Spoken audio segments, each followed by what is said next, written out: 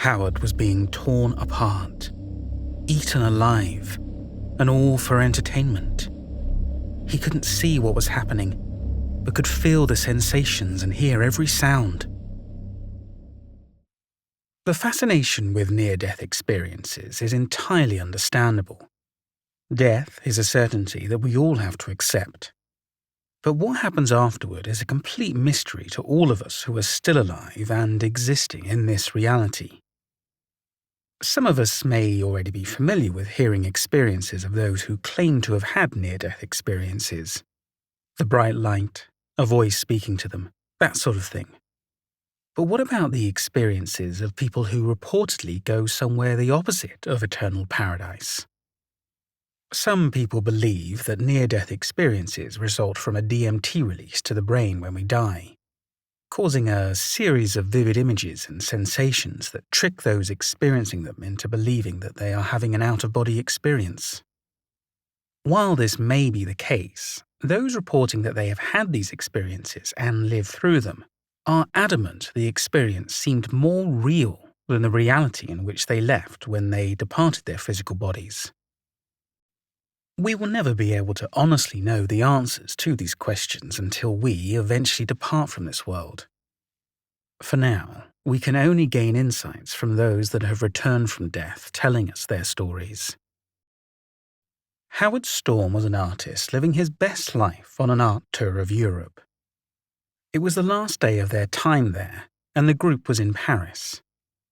Howard and his wife decided to start their day by visiting the home and studio of Eugene Delacroix before heading back to the hotel to collect the remaining group members for their tour of the Georges Pompidou Centre of Modern Art. Howard was beyond excited to visit the Centre of Modern Art, but returning to his hotel room that morning, he began to feel nauseous. Thinking it was just persistent indigestion he had been facing for a portion of the trip, he took some aspirin, hoping it would help alleviate his nausea.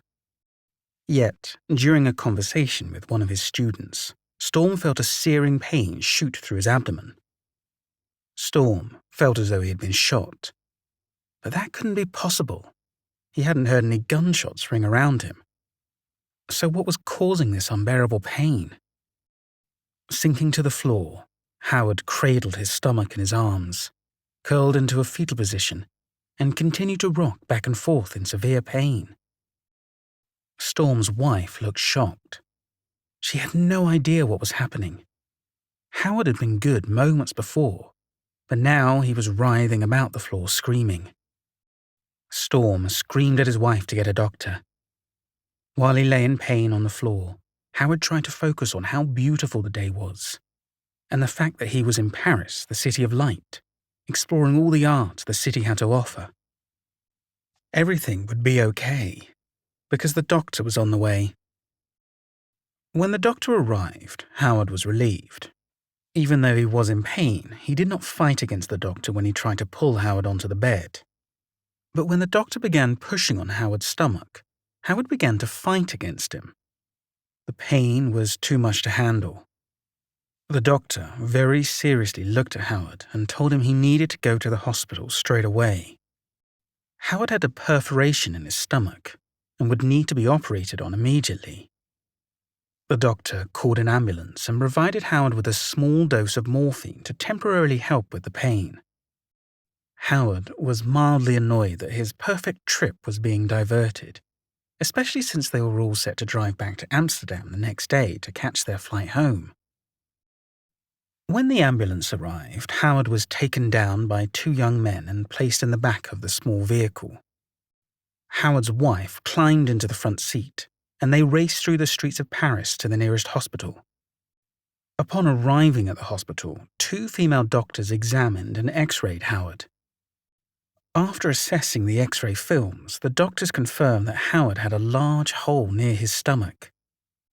Although unsure of what caused the tear, what was clear was that the surgery needed to be done immediately, or Howard could die.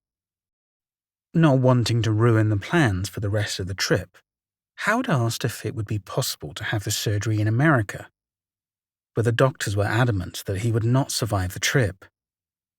Nevertheless, they assured Howard that he was in the best hospital possible and would receive the needed care. As part of the procedure, a tube had to be inserted into Howard's stomach through his nose. A most uncomfortable but necessary experience if Howard wanted to live. Howard attempted to joke with the team and his wife to make light of the situation.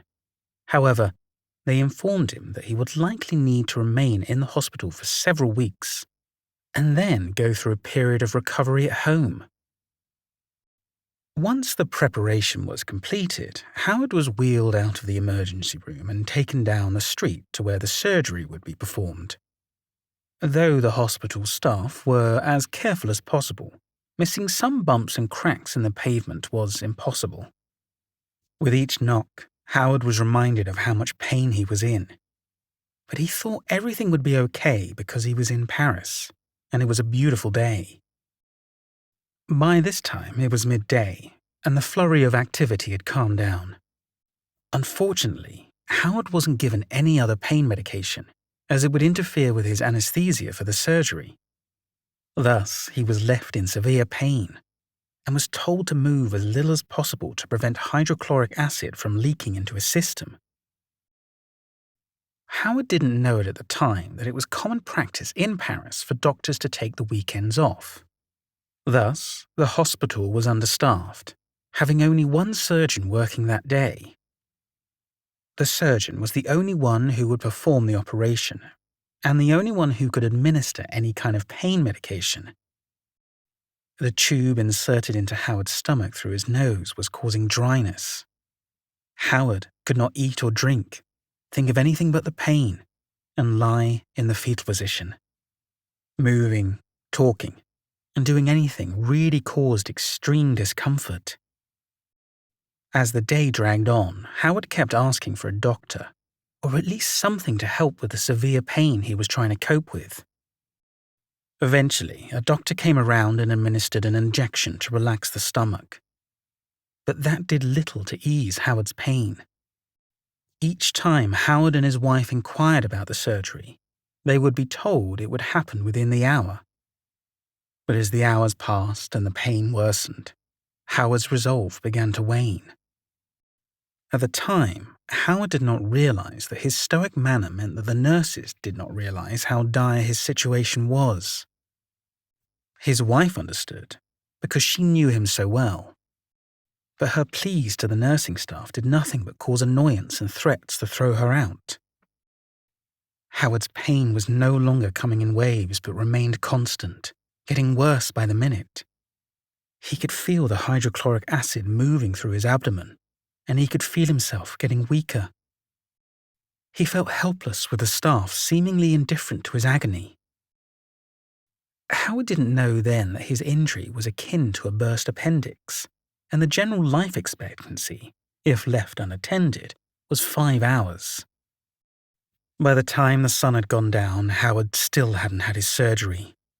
He was informed the doctor had gone home for the evening and wouldn't be back until the following day. Howard knew there was no way he would make it through the night in his condition. He was dying, and he knew it. He turned to his wife, told her he loved her, and said his goodbye through a flood of tears. The last image Howard recalls seeing was his wife sobbing, with her hands pressed hard over her eyes. Howard didn't want to die, but he was no longer afraid. He simply didn't want to be in pain anymore. He knew he would cease to exist as soon as he passed. There was no afterlife. There was no God, no heaven, no hell. There was just oblivion, and Howard knew he was about to drift into a permanent sleep. Suddenly, Howard found himself standing between the hospital bed. Every item in the room, light, sound, and smell, came to Howard with incredible clarity. This didn't make any sense. How was he standing? How was he alive? This couldn't be real. But it was. Howard felt every movement. He felt himself clenching and unclenching his fists, felt his muscle contract, felt his skin under his fingertips. But what Howard didn't feel was the pain. He remembered the pain, but he didn't feel the pain. What was happening? Howard's wife was still sitting next to his hospital bed. He tried to call out to her, but to no avail, when something caught his attention. Who was lying in his hospital bed? The face resembled his own, but that wasn't possible because he was standing, looking at the body in the bed. That body was no longer him, because his true self, his consciousness, was standing next to the bed. Howard thought that he must be dreaming or that he had gone crazy. That must be it. He was obviously delusional. But that made no sense because he had never felt such clarity. He wanted to speak with his wife, but no matter what he did to get her attention, she refused to acknowledge him. He even tried to get the attention of his hospital roommate, but no matter what he did, he wasn't acknowledged. Then he heard voices out in the hallway calling to him. And how strange the voices were. Male and female, young and old. All in English too. This confused Howard, knowing that he was in Paris, France, and that apparently he was the only one who would hear these voices, for his wife and his hospital mate didn't bat an eye. Howard seemed unsure. He didn't know who was calling, but the voices told him they had been waiting for him. Howard let them know that he couldn't come out because he was very sick, but the voices said they could help him if he just came out to them. Howard was skeptical because the voices became increasingly irritated with every question he asked. But they told him they couldn't help unless he came out into the hallway. Howard felt that if he opened the door, he wouldn't be able to get back. But Howard thought they must have been there to take him to his operation. After all, who else would be calling to him in a hospital? Since everyone in his room ignored him, Howard decided to follow the voices. He knew he needed surgery, and they told him they could help him. As Howard stepped into the hall, things became fuzzy. The clarity in which he had seen, heard, and felt everything in his room suddenly vanished when he stepped out.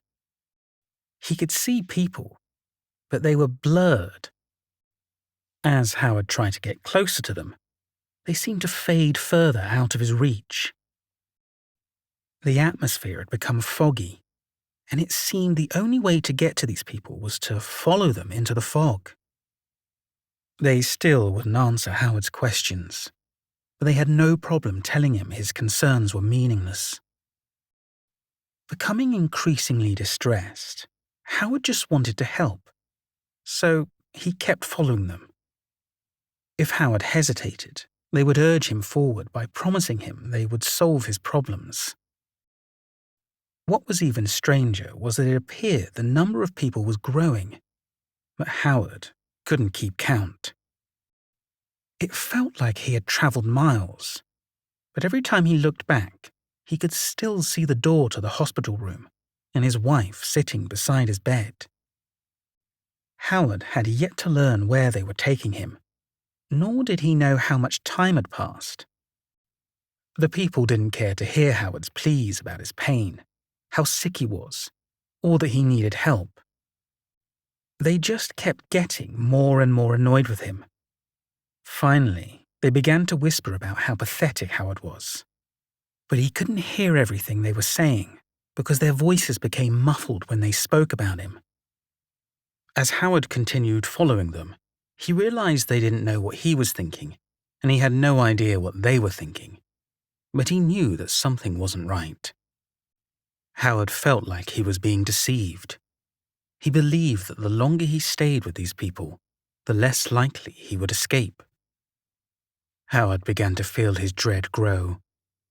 Everything felt too real to him, yet none of it made sense.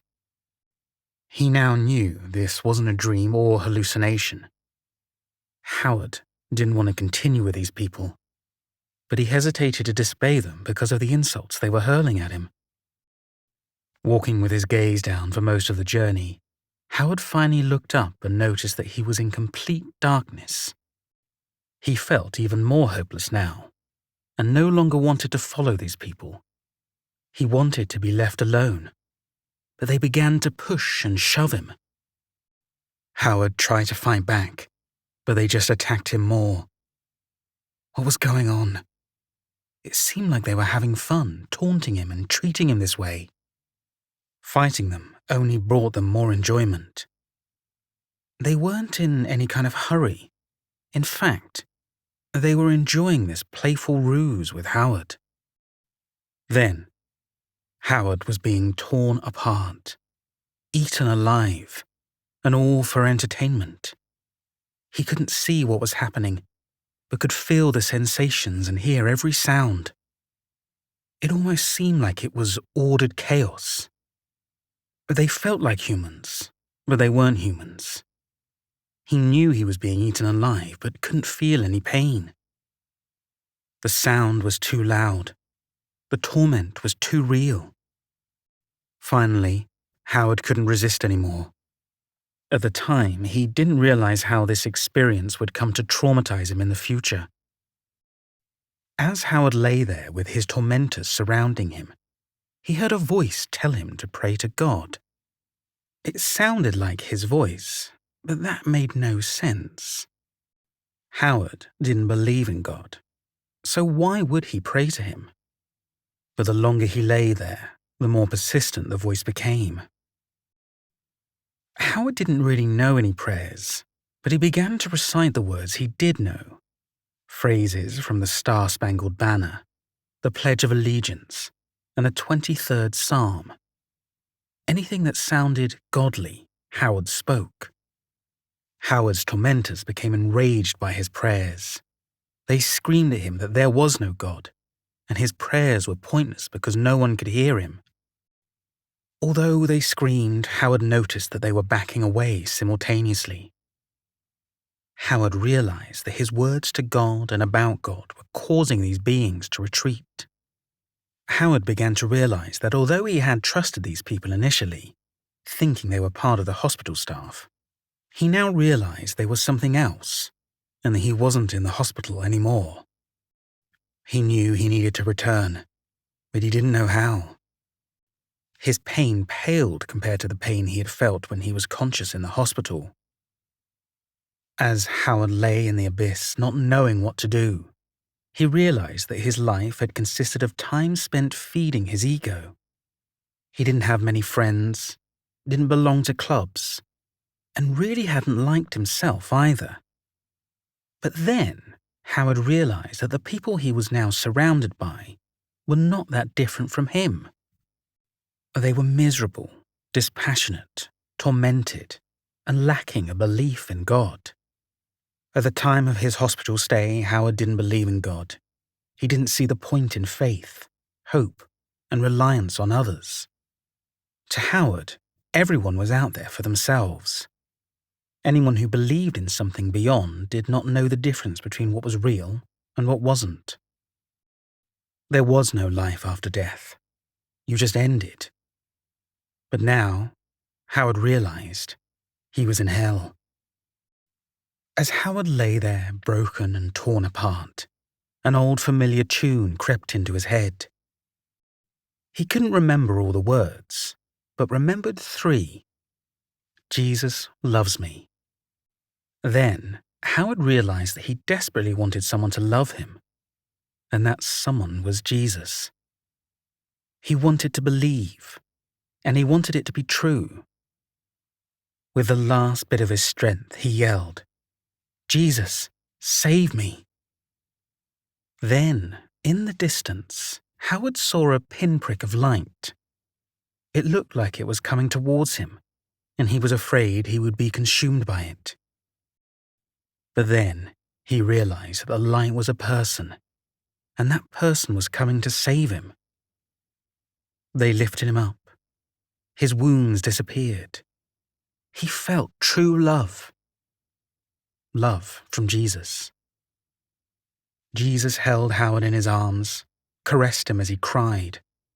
Then, Jesus and Howard rose together, out of the dark and out of hell. It seemed like they were traveling light years, though little time had passed. Howard couldn't hold back his tears as he saw a vast universe in the distance, with stars in motion, a brilliance of white within the universe. Jesus had heard Howard. He saved Howard. But what for? Howard has spent his life denying the existence of Jesus. Now he was ashamed. He couldn't believe how he had rejected God all these years. He felt like he didn't belong. He looked up at Jesus and shared his thoughts, that he belonged somewhere else. Jesus spoke to Howard and told him that they didn't make mistakes, that Howard did belong with him. Then, others approached Howard and Jesus, being so bright he shouldn't be able to look at them. But he could. They were radiant and fantastic. They were saints and angels. They could hear his thoughts, but they made him feel unafraid. These beings felt like his family, and they were much closer to him than anyone had ever been. They showed Howard his life, but not how Howard saw it. Instead, they showed him his life, how they saw it, and how his actions impacted others. He was surprised by how they were presenting his history, showing the love his parents had had for him, and how his father's control had led Howard and his siblings to withdrawing emotionally. Love turned to hate, when all Howard wanted was to be loved. Jesus and the angels continued to show Howard more of his life as he became an adolescent. They didn't care about the competitions he won or those he lost. Instead, they cared about the relationships Howard built with others around him and how they encouraged or hurt each other. Howard saw the other relationships in his life and how so many were unhappy because he was looking for love in all the wrong places.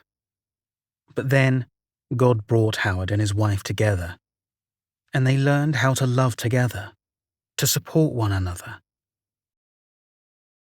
Through all this, Howard learned that our purpose on earth isn't to control our outcomes, but to know that our journey is to discover how to be part of God's divine plan. God does not interfere with our decisions, because we must learn from our mistakes. But when we make the right decisions, God is happy because he knows it has brought us one step closer to him.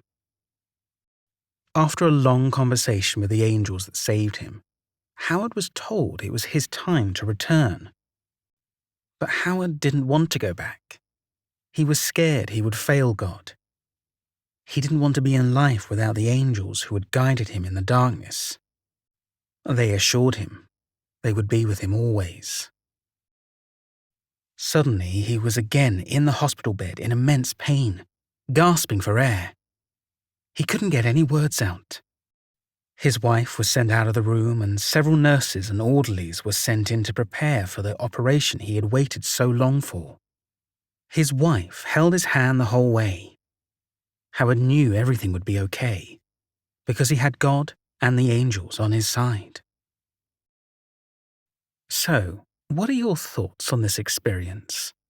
Please feel free to jump into the comments section and let me know. Also, if you want to discover more about Howard's story and go into further depth about his experience and journey following it, I would highly recommend reading his book, My Descent into Death. I've included a link in the description to this video. If you enjoyed this story and my narration of it, please hit the like button to this video, and if you don't already, subscribe to my channel. Also, if you're interested, you can follow me on all the major social media services. I'm uploading shorter story about all things high strangeness I find in the news related on my Instagram and Facebook accounts that have the handle @TalesOfHighStrangeness. If you're interested and want to support me, please go ahead and follow me over there. Finally, if you want to support me even further, please consider buying me a coffee as a tip on my coffee account. Thanks again for watching.